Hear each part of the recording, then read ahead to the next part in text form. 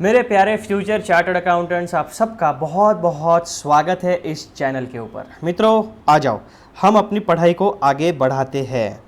तो हमारा चैप्टर शुरू है, चैप्टर नंबर 2, जिसका नाम है audit strategy, audit planning and audit program. 3 बातें हैं, strategy, plan and program means execution.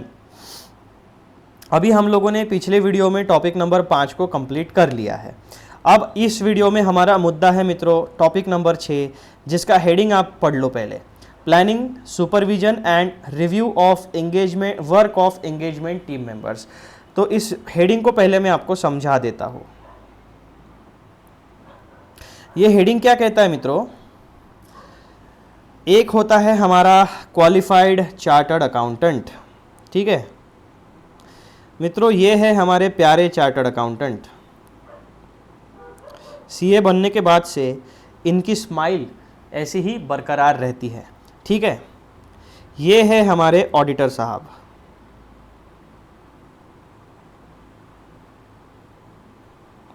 ठीक है। इनका क्वालिफिकेशन क्या है? चार्टर्ड अकाउंटेंट्स ये बन चुके हैं। इसी के साथ साथ इनकी एक सीए फर्म है। उस सीए फर्म में कुल मिलाकर 5 पार्टनर्स है जो सारे के सारे सीए क्वालिफाइड कर चुके हैं। इस तरीके से मित्रों इनका फर्म का कॉन्स्टिट्यूशन यानी स्ट्रक्चर है, ठीक है। ये बेसिक चीज़ हमारे ऑडिटर साहब के साथ हो गई है। अब यहाँ पर जो है पार्टनर्स के साथ साथ इनके पास है स्टाफ। स्टाफ में इनके हैं एम्प्लॉयज़, ठीक है। एम्प्लॉयज़ के साथ साथ इनके पास है इंटर्न्स, यानी जो आर्टिकल्स है वो। तो ये इनकी पूरी टीम का स्ट्रक्चर है। अब यहाँ पे होता क्या है मित्रों, जब भी इन ऑडिटर साहब को कोई काम मिलता है तो क्या होगा, ये ऑडिटर साहब जो है ये अकेले जाके ऑडिट नहीं करेंगे। ये इनको जो ऑडिट मिलता है वो, और इस स्टाफ में से एक्सपीरियंस्ड एम्प्लॉयज़ एंड इंटर्न्स, ऐसे 3, ऐसे एक मेन पार्टनर, फिर साथ में कुछ एक्सपीरियंस्ड एम्प्लॉयज़ और कुछ इंटर्न्स, ऐसे 3 सेगमेंट्स में आपकी ऑडिट की टीम बनती है। अब ये जो हमारे मुख्य ऑडिटर साहब होते हैं ये मैनेजमेंट के साथ कम्युनिकेट करेंगे, अपॉइंटमेंट का कंफर्मेशन लेके आएंगे, अपॉइंटमेंट लेटर लेके आएंगे, स्कोप ऑफ ऑडिट डिसाइड कर लेंगे और क्या काम करना है इसकी स्ट्रैटेजी और प्लान बना के सीनियर एम्प्लॉयज़ को देंगे और इंटर्न्स को देंगे। अब एक्चुअल में जाके ये एम्प्लॉयज़ एंड इंटर्न्स काम करने वाले हैं, ठीक है। ये बेसिक स्ट्रक्चर है। अब हेडिंग पढ़ो फिर से, क्या है हमारे टॉपिक का heading? Planning, supervision and review of work of engagement team members. तो यहाँ पे देखो मित्रों, ये है आपके engagement team members including partner, ठीक है। अब ये साहब क्या करेंगे? ऑडिट का प्लानिंग करेंगे और ये लोग जो काम करते हैं उसका सुपरविजन करेंगे। तो ऑडिटर साहब की जिम्मेदारी है ऑडिट का प्लान, स्ट्रेटेजी बनाओ, प्लान बनाओ और इनको काम देके इनके काम का सुपरविजन और मॉनिटरिंग करो। इतनी बात हमें समझ गई। फिर हेडिंग को आगे पढ़ो, क्या कहता है हेडिंग अपना? Planning, supervision and review of work of engagement team members. इसका मतलब हमारे प्यारे टीम मेंबर्स जो है यानी स्टाफ और एम्प्लॉयज़, ये जो काम करके आएंगे, जो ऑडिट एविडेंस गैदर करके आएंगे, ऑडिटर साहब इन सब लोगों के काम का रिव्यू करेंगे, यानी इन्होंने सही तरीके से काम किया है या नहीं किया है इसको क्रॉस वेरीफाई करेंगे। तो यही हमारा टॉपिक है ना, बेसिक चीज़ एकदम। तो टॉपिक नंबर 6 को मैंने आपको हेडिंग से ही समझा दिया कि 3 बातें हमें ध्यान में देनी है। जो हमारा मेन एंगेजमेंट पार्टनर है उसका रिस्पॉन्सिबिलिटी क्या है? प्लानिंग करो, सुपरविजन करो और रिव्यू करो। किनके काम का? पूरे ऑडिट के प्रोसीजर का प्लानिंग एंड सुपरविजन करो, उसके साथ साथ आपकी जो एंगेजमेंट टीम मेंबर्स है उनके काम का रिव्यू करो। ये बेसिक चीज़ हमें यहाँ पर पढ़नी है। टॉपिक नंबर 6 जो है वो 2.16 पे हमारा शुरू होने वाला है। तो आ जाओ, इंस्टीट्यूट के स्टडी मटेरियल में हम उसको देख लेते हैं। बस इतना सा टॉपिक है मित्रों इंस्टीट्यूट के स्टडी मटेरियल में। पेज नंबर 2.16 के ऊपर topic number 6, planning, supervision and review of work of engagement team members. यहाँ पे 2 लाइन, यहाँ पे 2 लाइन और कुछ फैक्टर्स जिसे आपको कंसिडर करना है प्लानिंग, सुपरविजन एंड रिव्यू में। इस तरीके से इस कॉन्सेप्ट का स्ट्रक्चर है हमारे प्यारे इंस्टीट्यूट के स्टडी मटेरियल में। इसीलिए हमने क्या किया, इस स्टडी मटेरियल के कंटेंट को बेस बनाया और हमें अच्छे से समझ में आ सके, और हम अगर इसका एग्ज़ाम में क्वेश्चन आता है तो उस क्वेश्चन का आंसर ढंग से लिख सके। इसीलिए मित्रों हम लोगों ने एक अच्छे प्रकार के नोट्स आपके लिए क्रिएट किए हैं। अब एज़ यूजुअल हम सबसे पहले चलते हैं हमारे प्यारे इंडेक्स में। यहाँ पर टिक मार्क लगा देते हैं ऑडिटर साहब का, क्योंकि यह ऑडिट हमारा हो चुका है। अब topic number 6, planning, supervision and review of work of engagement team members. यहाँ पे मित्रों हमें 2 की पॉइंट्स हैं। पहला, प्लानिंग, सुपरविजन एंड रिव्यू, इसका मतलब क्या होगा, और point number 2, factors influencing supervision and review, यानी इन दो चीज़ों के ऊपर इम्पैक्ट क्रिएट करने वाले ये 4 फैक्टर्स है। पहला फैक्टर है size and complexity of the entity, point number 2 is area of the audit, point number 3 is assessed risk of material misstatement, and point number 4 is capabilities and competence of team members. तो मित्रों इस प्रकार से topic 1, topic 2 और ये 4 factors, ये हमें केवल और केवल टॉपिक नंबर 6 में पढ़ना है। अब हम आते हैं हमारे प्यारे पेज नंबर 22 के ऊपर, जहाँ पर हमारा ये टॉपिक हमें मिलने वाला है। तो यही की पॉइंट्स हमने इंडेक्स में पढ़े, यहाँ पर मैंने आपको रिप्रोड्यूस कर दिए हैं। फिर इन की पॉइंट्स का एक्सप्लेनेशन देखो। Point number 1, planning, supervision and review. The auditor must plan the nature, timing and extent of direction and supervision of the engagement team members as well as the review of their work। यानी auditor साहब के ऊपर क्या क्या responsibility है, planning करो। किस चीज़ का प्लानिंग करना है, nature, timing and extent of direction of the audit, ये रिस्पॉन्सिबिलिटी है। और उसी के साथ साथ प्लान करो nature, timing and extent of direction of audit, ये हो गया आपका 1। फिर करो supervision of engagement team members work as well as review, तो सुपरविजन का काम नंबर 2 और रिव्यू का काम नंबर 3। ये बेसिक चीज़ें हमें यहाँ पर समझ गई। This ensures that the audit is conducted in an organised manner and that all aspects of the audit are thoroughly examined and validated. तो मित्रों इस तरीके की रिस्पॉन्सिबिलिटी होती है ऑडिटर की। ऑडिटर को प्लान करना है nature, timing and extent of direction of the entire audit, उसी के साथ साथ सुपरविजन करना है अपने टीम मेंबर्स के काम का, और जो टीम मेंबर्स काम करते हैं उस काम का रिव्यू करो। ये पहली रिस्पॉन्सिबिलिटी आपको समझ गई। ऐसा करने से क्या फ़ायदा होगा एक ऑडिटर को, ऐसा करने से आपका जो ऑडिट है वो ऑर्गेनाइज मैनर में आप कर पाओगे, सारे एस्पेक्ट्स को आप कवर कर पाओगे, और आपका जो ऑडिट है वो थॉरोली होगा और सारी चीज़ों को आप अच्छे से एग्जामिन और वैलिडेट कर पाओगे। इस तरीके से आप अच्छे तरीके से रीजनेबल एश्योरेंस जनरेट करने वाला ऑडिट एविडेंस गैदर कर पाओगे, और एक सोफिस्टिकेटेड तरीके से अपने ऑडिट रिपोर्ट में अपना ओपिनियन एक्सप्रेस कर पाओगे। तो ये होता है मित्रों आपका प्लानिंग, सुपरविजन एंड रिव्यू का मतलब। अब पॉइंट नंबर 2 देखो, यहाँ पे क्या कहते हैं ये लोग, factors influencing supervision and review. तो ये जो सुपरविजन का काम है और जो रिव्यू का काम है, इन 2 फंक्शंस ऑडिटर के जो 2 रिस्पॉन्सिबिलिटीज़ है, इनके ऊपर कौन से फैक्टर्स इम्पैक्ट डालते हैं। तो सबसे पहला factors influencing supervision and review, सबसे पहला होता है मित्रों size and complexity of the entity, that means economic size.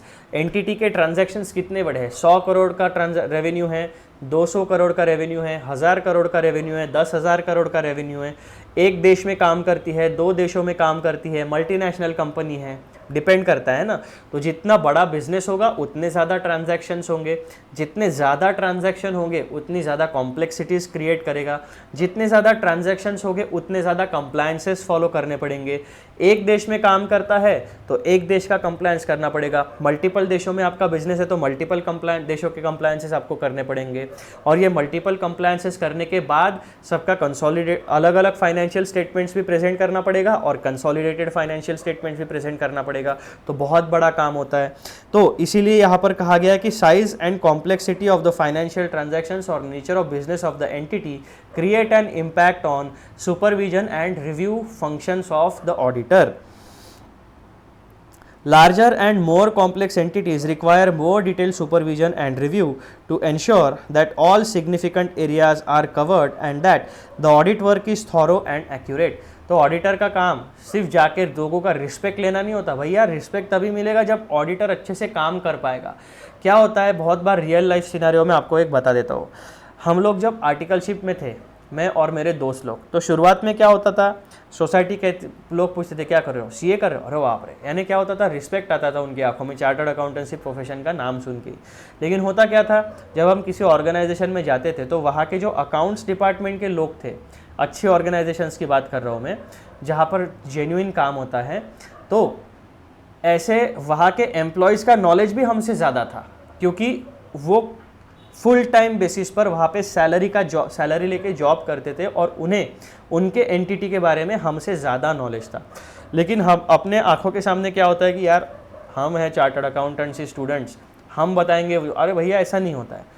हमसे एक्सपीरियंस में भी वो बड़े हैं, हमसे एज में भी वो बड़े होते हैं और उन्हें हमसे ज़्यादा नॉलेज होता है उनकी पर्टिकुलर एंटिटी का कि उनको कौन से कंप्लायंस एप्लीकेबल होते हैं। क्यों? क्योंकि जैसा हम एक स्टैट्यूटरी ऑडिटर एक्सटर्नल पार्टी होती है, वैसे वो लोग इंटरनल कंसल्टेंट्स भी रखते हैं, इंटरनल ऑडिट भी कराते हैं, उनके खुद के चार्टर्ड अकाउंटेंट्स भी होते हैं। वो लोग अपनी एंटिटी को अफ्लोट रखने के लिए, अपनी एंटिटी का पैन कार्ड का रिकॉर्ड या जीएसटी रजिस्ट्रेशन का रिकॉर्ड क्लीन रखने के लिए सारे कंप्लायंसेस टाइम टू टाइम करते हैं। हर एक बिजनेसमैन जो होता है उसके दिमाग में एक बात फिक्स होती है, किसी भी देश में जहाँ पर मुझे बिजनेस करना है, ग्रोथ करनी है और एक्सपांशन करना है, डाइवर्सिफिकेशन करना है, उस देश में कभी भी पंगा नहीं लेता है कोई भी बिजनेसमैन। सारे नियम कानून फॉलो करता है, जो उस देश की सरकार बोलेगी वो फॉलो करता है। और इससे क्या होगा, आपके इनकम टैक्स के केसेस कम से कम लगेंगे, जीएसटी के केसेस कम से कम लगेंगे, एनवायरमेंटल लॉज और कानून जितने हैं वो कम से कम केसेस आपके ऊपर लगने वाले हैं।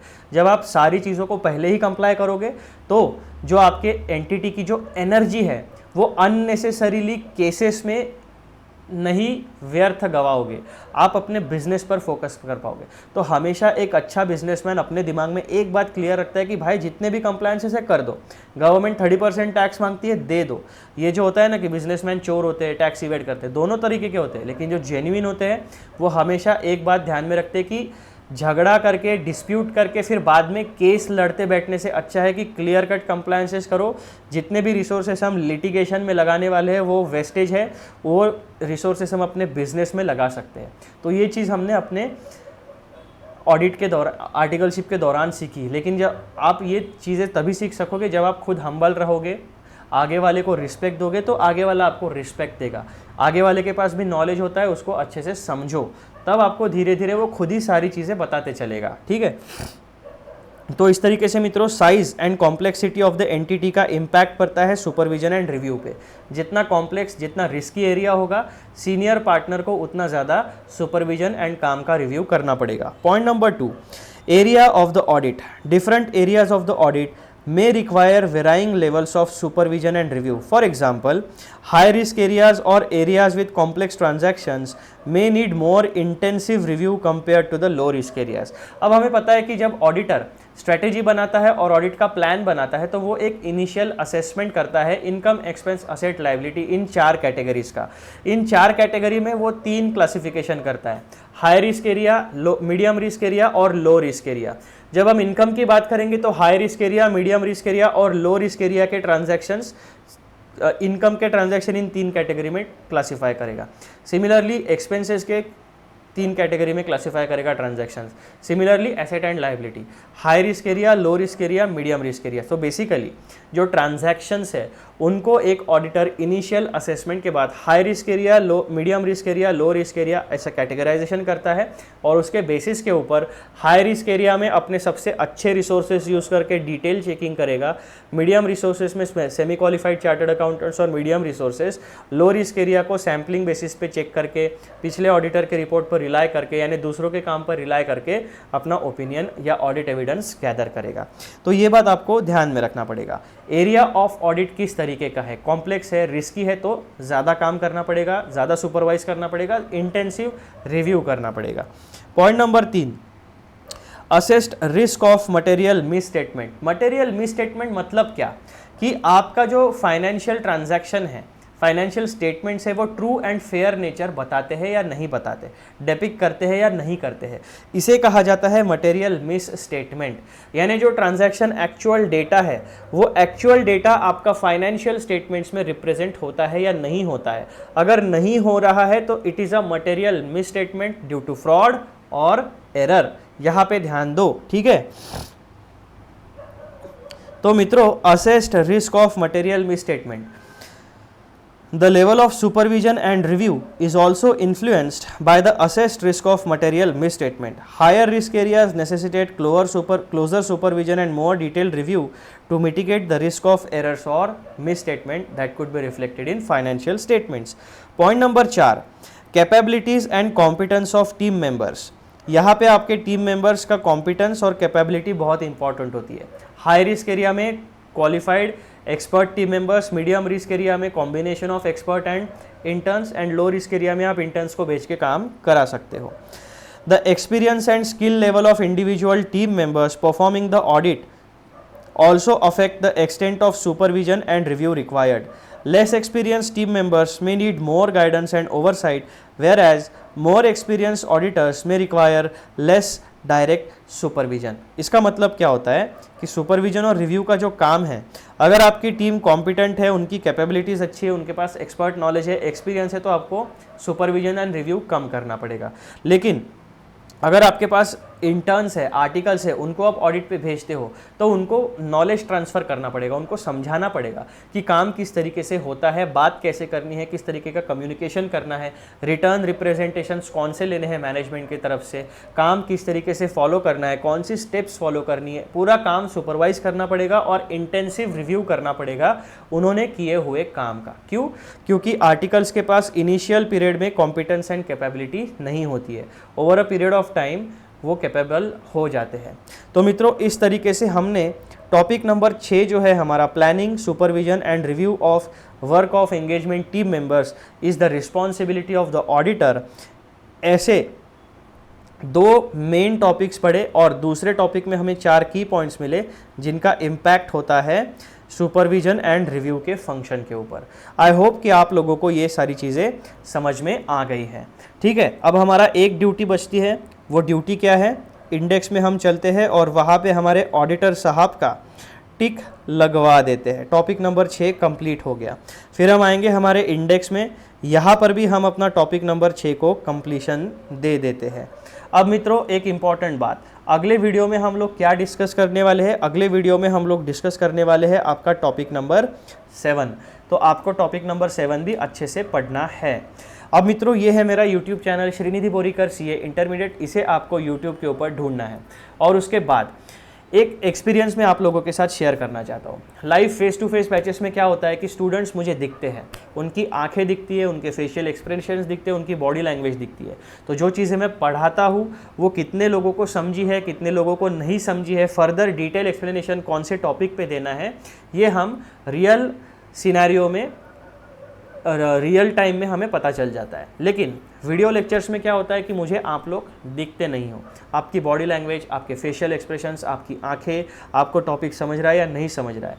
तो इसके लिए हम क्या कर सकते हैं? आपके पास 2 ऑप्शन है। या तो आप वीडियो को लाइक देके थम्स अप बता सकते हो कि आपको हेलो एवरीवन वीडियो लेक्चर में मैंने जो टॉपिक सिखाए हैं वो समझ में आ गए हैं, या दूसरा आप कमेंट सेक्शन में जाके थम्स अप दे सकते हो कि इस वीडियो का टॉपिक आपको समझ गया। इससे मुझे भी पता चलेगा कि जो मेहनत हम लोग कर रहे हैं, जो टाइम हम लोग ऑडिट के वीडियो लेक्चर्स बनाने में लगा रहे हैं, वो सही डायरेक्शन में जा रहा है या नहीं जा रहा है।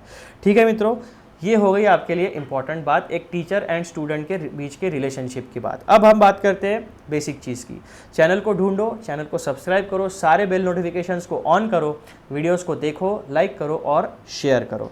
चलो, अब हम लोग मिलते हैं अगले वीडियो में, जहाँ पर हम टॉपिक नंबर 7 को पढ़ने वाले हैं।